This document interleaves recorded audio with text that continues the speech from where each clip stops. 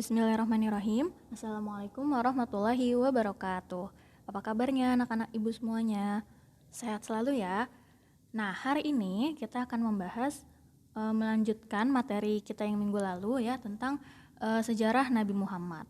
Kalau minggu lalu kita sudah membahas dari kelahiran Nabi Muhammad sampai Nabi Muhammad dewasa ya, kemudian sampai menikah. Nah, hari ini kita akan membahas tentang misi Nabi Muhammad pada periode Mekah. Jadi ketika Nabi Muhammad sudah diangkat menjadi Nabi dan Rasul. Oke, langsung saja kita bahas.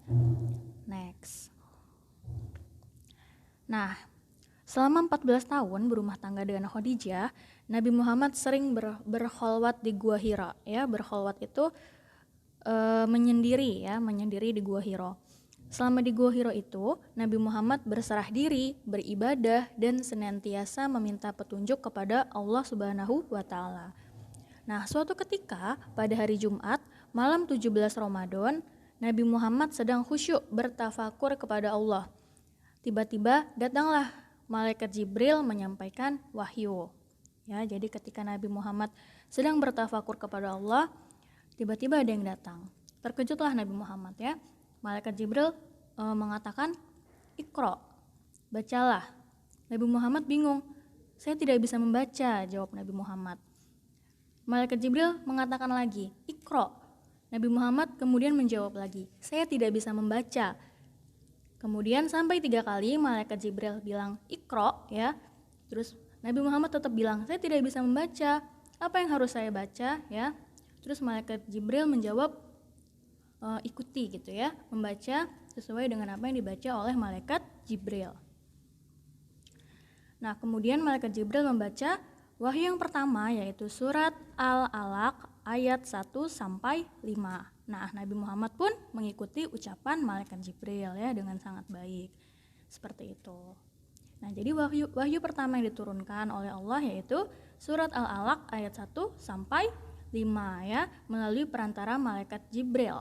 Turunnya pada hari Jumat malam 17 Ramadan di Gua Hira. Ya, diingat-ingat. Oke, Ibu lanjutkan. Nah, setelah Nabi Muhammad menerima wahyu pertama tadi, hati Nabi Muhammad sangat takut dan gemetar. Kemudian beliau pulang dan menemui istrinya Khadijah dengan wajah yang pucat. Kemudian Nabi Muhammad menceritakan semua peristiwa yang ia alami di Gua Hira. Mendengar cerita itu ya, Khadijah akhirnya mengajak Nabi Muhammad untuk menemui pamannya yang seorang pendeta bernama Warokoh bin Naufal. Paman Khadijah ya ini ya, namanya Warokoh bin Naufal. Sampai di rumah Warokoh, Nabi Muhammad pun menceritakan semua yang dialaminya di Gua Hira. Nah, Warokoh mendengarkan dengan seksama cerita Nabi Muhammad ya. Kemudian Warokoh membuka kitab ya, kitab Taurat dan kitab Injil. Nah, kemudian Warokoh mengatakan bahwa yang datang itu adalah malaikat Jibril ya, yang pernah datang sebelumnya kepada Nabi Musa alaihi salam. Nah, berarti di sini mulailah terungkap gitu ya, Nabi Muhammad tahu bahwa ia adalah utusan Nabi selanjutnya ya, sebagaimana malaikat Jibril juga datang kepada Nabi sebelumnya, yaitu Nabi Musa alaihi salam. Oke, lanjut. Nah, setelah itu dimulailah dakwah Nabi Muhammad ya, setelah mendapatkan wahyu yang pertama tadi. Nabi Muhammad mulai berdakwah secara sembunyi-sembunyi. Setelah wahyu pertama tadi turun ya, malaikat Jibril tidak muncul ya untuk beberapa saat gitu ya. Sampai akhirnya muncullah wahyu yang kedua, datang wahyu yang kedua, yaitu surat Al-Mudaththir ayat 1 sampai 7. Ini ya bunyinya. Nah, dengan diterimanya wahyu kedua tersebut, Nabi Muhammad pun memulai dakwahnya dengan secara rahasia dan sembunyi-sembunyi. Hal ini dikarenakan karena masa kenabian Nabi Muhammad yang masih baru ya, sehingga belum stabil dan dikhawatirkan terlalu berat bagi beliau dan umat Islam untuk menghadapi tantangan dari luar. Seperti itu. Jadi Nabi Muhammad dakwahnya sembunyi-sembunyi dulu ya, ke orang-orang terdekat, ke keluarganya, ke sahabat-sahabatnya, seperti itu. Dan juga ke pamannya. Tapi sayang sekali pamannya belum mau untuk masuk Islam ya, Abu Thalib. Dia tidak mau masuk Islam. Nah, ini adalah orang-orang pertama yang beriman kepada ajaran Nabi Muhammad ya, yang masuk Islam. Ada Abu Bakar ya, sahabatnya Nabi, kemudian Khadijah istrinya, dan juga ada Ali bin Abi Thalib dari kalangan anak-anak ya. Jadi ketika itu Ali bin Abi Thalib masih kecil ketika masuk Islam. Jadi dibilang orang pertama yang masuk Islam dari kalangan anak-anak. Kemudian dari kalangan budak ada juga Zaid bin Harisah. Nah, pusat kegiatan dakwah ini pada awal masa kenabian ya dilakukan di rumahnya Al-Arqam bin Abil Arqam Al-Makhzumi. Seperti itu. Oke, berlanjutkan. Nah, yang kedua, dakwah Nabi Muhammad secara terang-terangan. Setelah Nabi Muhammad melakukan dakwah secara sembunyi-sembunyi selama 3 tahun, Allah pun memerintahkan kepada Nabi Muhammad agar melakukan dakwah Islam secara terang-terangan ya. Allah berfirman dalam surat Al-Hijr ayat 94 yang artinya, maka sampaikanlah Muhammad secara terang-terangan segala apa yang diperintahkan kepadamu dan berpalinglah dari orang yang musyrik. Ya, jadi ketika itu langsung Nabi Muhammad pergi ke Bukit Safa ya. Bukit Safa itu ada di dekat Ka'bah. Nabi Muhammad naik ke atas bukit itu. Nah, terus menyuruh orang-orang penduduk sekitar berkumpul ya di sekitar Nabi Muhammad. Setelah para penduduk itu berkumpul, Nabi Muhammad berkata, "Hai kalian, kalau aku berkata di belakang bukit ini ada pasukan musuh yang siap menyerang, apakah kalian percaya kepadaku?" gitu. Terus orang-orang itu bilang, "Iya, kami percaya karena kamu tidak pernah berbohong ya, karena kamu itu al-amin, dapat dipercaya dan tidak pernah berbohong." Kemudian Nabi Muhammad meneruskan, "Kalau begitu, dengarkan ya, aku ini adalah pemberi peringatan. Allah telah memerintahkan aku agar aku memperingatkan kalian. Hendaklah kalian hanya menyembah kepada Allah saja. Ya, tidak ada Tuhan selain Allah." Nabi Muhammad bilang kayak gitu. Tapi ya, orang-orang yang ngedengar itu malah responnya buruk gitu ya, nggak terima mereka. Mereka malah mencaci maki Nabi Muhammad dan mengejek Nabi Muhammad. Nabi Muhammad bahkan dikatakan seperti orang gila kayak gitu, karena berkata seperti itu. Ya, jadi mulai dakwah terang-terangan ini tidak diterima ya oleh kaum Quraisy di Mekah seperti itu. Oke, dilanjutkan ya.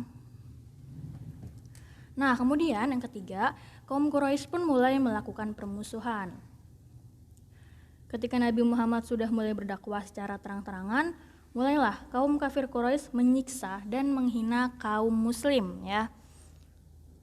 Nah, pada awalnya orang-orang Mekah itu, orang-orang kafir Quraisy itu meminta tolong kepada Abu Thalib ya, paman Nabi Muhammad, untuk membujuk Nabi Muhammad agar tidak berdakwah ya, agar tidak menyebarkan Islam. Paman Nabi Muhammad meminta Nabi Muhammad untuk menghentikan dakwahnya. Namun Nabi Muhammad menolak ya. Gagal dibujuk oleh pamannya, akhirnya kaum kafir Quraisy membujuk Nabi Muhammad dengan menawarkan harta, tahta, dan wanita yang banyak ya. Jadi ditawarin, "Kamu mau harta berapa ya Muhammad? Kamu mau jabatan apa?" gitu kan. "Kamu mau wanita yang mana?" gitu kan. Ditawarin oleh orang-orang kafir Mekah ya. Namun Nabi Muhammad tetap menolak bujukan tersebut. Bahkan Nabi Muhammad bilang seperti ini, "Demi Allah, biarpun kalian meletakkan matahari di tangan kananku dan bulan di tangan kiriku, aku tidak akan meninggalkan agama ini." Seperti itu. Ya, bayangin, walaupun mau dikasih matahari, mau dikasih bulan, tetap aku nggak akan meninggalkan dakwah ini, kayak gitu kata Nabi Muhammad ya. Beliau menolak dengan tegas. Nah, setelah gagal dengan segala bujuk rayuan ya, kaum Quraisy pun mulai melakukan tindak kekerasan ya. Jadi mulai menyiksa ya kan, tidak hanya kekerasan psikis tapi juga fisik ya, disiksa, dihina ya kan, disiksa dengan sangat kejam, dipukul, dicambuk seperti itu. Ya, mereka melakukan dengan sangat kasar ya, sangat jahat seperti itu. Nah, baik, Ibu lanjutkan. Selanjutnya yang keempat ada peristiwa hijrah ke Habsyi ya. Hijrah itu apa? Hijrah itu artinya pindah ya, berpindah.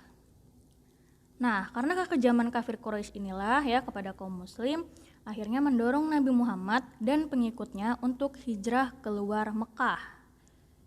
Ya, jadi berpindah ke luar Mekah, berpindah sementara ya. Nah, Nabi Muhammad menetapkan negeri Abyssinia atau Habsyi ya, kalau di sekarang itu disebutnya Ethiopia, sebagai negeri tujuan. Karena apa? Karena raja negeri itu terkenal seorang yang adil, lapang hati, dan suka menerima tamu. Seperti itu. Mulailah hijrah ke Habsyi. Jadi hijrah pertama yang dilakukan oleh kaum muslimin adalah ke Habsyi ya, Habsyi atau Abyssinia kayak gitu, atau Ethiopia. Jadi bukan ke Madinah, kalau ke Madinah nanti ya, masih lama. Pertama adalah ke Habsyi dulu. Nah, lanjut ya. Oke, yang kelima ada peristiwa pemboikotan terhadap umat Islam. Ya, jadi posisi Nabi Muhammad dan umat Islam itu semakin kuat di Mekah ya. Kemudian reaksi orang-orang Quraisy pun semakin menjadi-jadi ya terhadap umat Islam. Akhirnya mereka sepakat untuk membuat perjanjian berupa pemboikotan terhadap kaum muslim. Jadi diboikot lah kaum muslim itu. Orang-orang kafir Quraisy melarang semua pedagang baik dari dalam maupun dari luar daerah untuk berjual beli dengan kaum muslim. Ya, jadi kaum muslim itu kayak terisolasi ya, diboikot, nggak boleh ngapa-ngapain, nggak boleh dapat apa-apa juga. Jadi nggak bisa jual beli sama orang luar, sama pedagang-pedagang. Jadi hasil makanannya dari apa yang ada di sekitar aja, daun-daunan, kayak gitu, buah, asal ambil aja kayak gitu. Karena nggak bisa berinteraksi dengan orang lain, ya. Jadi benar-benar ditutup lah akses untuk orang muslim itu, diboikot. Bayangkan aja ya, misalkan perumahan kita diboikot, kita nggak boleh keluar, ya, kita nggak bisa kemana-mana, kita nggak bisa jual beli sama orang luar, ya kan? Terus kita mau makan apa, gitu kan? Nggak ada makanan yang masuk ke perumahan kita, kayak gitu. Jadi benar-benar keadaan saat itu sangat-sangat parah ya, sangat berat, benar-benar cobaan yang sangat berat bagi kaum muslim. Nah, pemboikotan itu terjadi sekitar 3 tahun lamanya. Nah, pemboikotan itu akhirnya berhenti karena ada beberapa akhirnya pemimpin Quraisy itu yang sadar bahwa tindakan mereka itu sudah keterlaluan. Ya, sampai akhirnya pemboikotan itu dihilangkan ya, dicabut. Seperti itu. Nah, berikutnya yang keenam, Rasulullah hijrah ke Thaif. Nah, ini yang kedua ya, hijrah yang kedua itu adalah ke Thaif. Rasul hijrah ke Thaif. Tidak lama setelah berakhirnya pemboikotan tadi ya, paman Nabi Muhammad yaitu Abu Thalib meninggal dunia ya. Abu Thalib ini meskipun beliau tidak Islam ya, tapi beliau adalah pelindung utama Nabi Muhammad yang selalu membela Nabi Muhammad ketika Nabi Muhammad dijahati ya oleh orang-orang Quraisy. Nah, 3 hari kemudian ya, istrinya Khadijah juga meninggal dunia ya. Istrinya yang selalu mendampingi dalam setiap perjuangan Nabi Muhammad ya juga ikut meninggal dunia. Bayangkan betapa sedihnya Nabi Muhammad ketika itu. Ditinggal 2 orang terdekat beliau dan 2 orang yang selalu melindungi beliau. Nah, tahun ini pun disebut dengan Amul Huzni atau Yaumul Huzni yang artinya tahun kesedihan. Nah, sepeninggal kedua pendamping Nabi Muhammad ini ya, akhirnya orang-orang Quraisy tidak segan-segan lagi tuh untuk melampiaskan kebencian mereka kepada Nabi Muhammad dan orang-orang Islam. Kalau dulu mungkin mereka masih setengah-setengah ya jahatnya, karena ada Abu Thalib nih. Abu Thalib itu kan termasuk yang dihormati gitu ya, pamannya Nabi Muhammad. Setelah Abu Thalib meninggal ya, kemudian Khadijah juga wafat, mereka sudah tidak segan-segan lagi gitu ya untuk membenci Nabi Muhammad dan orang-orang Islam. Sampai akhirnya Nabi Muhammad pun berpikir untuk menyebarkan dakwah keluar kota ya, keluar kota Mekah, yaitu ke kota Thaif. Ya, namanya kota Thaif. Namun, reaksi yang diterima Nabi Muhammad dari penduduk Thaif pun tidak jauh berbeda dengan reaksi penduduk Mekah, yaitu mereka menolak dakwah Nabi Muhammad. Mereka menolak untuk masuk Islam ya, seperti itu. Bahkan penduduk Taif ini sangat marah. Nabi Muhammad sampai dilempari batu ya, diejek, disorakin ya. Sampai Nabi Muhammad terluka seperti itu karena dilempari batu. Bahkan dikisahkan ya, malaikat penjaga gunung itu berkata kepada Nabi Muhammad, "Ya Muhammad, perintahkan aja aku untuk membalikan gunung ini dan menimpakan kepada penduduk Taif. Ya, aku pasti akan melakukan itu." Tapi kata Nabi Muhammad, enggak usah malaikat gitu ya, jangan ditimpa gunung kepada mereka. Karena mereka itu hanya belum mengetahui seperti itu, kata Nabi Muhammad. Jadi Nabi Muhammad itu sangat baik ya, sangat pemaaf. Bahkan sudah dijahati sedemikian rupa ya, dilempar batu, tetap memaafkan ya. Tidak mau penduduk Taif itu ditimpakan azab ya, dibalikan sebuah gunung kepada mereka. Nabi Muhammad menolak. Padahal udah tawarin kayak gitu sama malaikat, tapi Nabi Muhammad nggak mau. Nah, oke, lanjut ya. Nah, berikutnya yang terakhir ini ada peristiwa Isra Mi'raj. Beberapa waktu setelah terjadinya Aamul Husni atau tahun kesedihan tadi ya, dan hijrah Nabi Muhammad ke Taif, Rasulullah pun diisrokan ya. Diisrokan itu berarti melakukan perjalanan ya, dari Masjidil Haram ke Masjidil Aqsa. Kemudian Rasulullah dimi'rajkan ya, dinaikkan ke langit untuk menghadap Allah di Sidratul Muntaha dan bertemu dengan para nabi. Ya, dan ini terjadi hanya dalam waktu 1 malam. Ya, 1 malam saja Nabi Muhammad diperjalankan dari Masjidil Haram ke Masjidil Aqsa. Terus dari Masjidil Aqsa Nabi Muhammad dinaikkan sama Allah ke langit. Ya, ke langit loh, mau langsung ketemu Allah kayak gitu. Dan di tiap langit itu, di tiap tingkatan langit Nabi Muhammad bertemu dengan para nabi sebelumnya. Nah, ini ya, peristiwa Isra Mi'raj ini merupakan undangan dari Allah ya, sekaligus hadiah lah yang istimewa, sekaligus hiburan dan penawar hati atas penderitaan yang beliau alami, ya kan? Penolakan dari kaumnya, kemudian meninggal 2 orang terdekatnya, kemudian hijrah ke Taif juga ditolak, ya kan? Betapa sedihnya ketika itu Rasulullah. Akhirnya Allah berikan hiburan, ya kan, penawar hati, di Isra Mi'rajkan ke langit. Nah, pada peristiwa Isra Mi'raj ini ya, Nabi Muhammad pun mendapatkan perintah sholat ya. Jadi pada awalnya Allah itu meminta Nabi Muhammad untuk melaksanakan sholat 50 kali ya dalam sehari ya, sehari semalam itu untuk melaksanakan sholat 50 kali. Nah, akan tetapi Nabi Muhammad pun meminta keringanan ya, sehingga Allah menguranginya sampai menjadi 5 kali dalam sehari semalam ya. Nah, ini nih, kita aja sehari semalam 5 waktu aja masih ada yang bolong, ya enggak? Ayo, jangan ada yang bolong lagi ya sholatnya, cuma 5 kali loh dalam sehari, masa masih bolong? Gimana dulu kalau misal beneran dikasih 50 kali, ya enggak? Jangan-jangan bolong semua kan ya. Makanya jangan bolong lagi sholatnya kalau masih ada yang bolong. Nah, setelah peristiwa Isra Mi'raj ini ya, keesokan harinya orang-orang Quraisy yang mendengar cerita Nabi Muhammad ini ya makin mengingkari gitu ya, makin menganggap bahwa Nabi Muhammad ini pembohong ya, nggak mungkin lah 1 malam doang bisa ke langit kayak gitu. Nah, yang percaya pada saat itu hanyalah Abu Bakar ya, sahabatnya Rasulullah.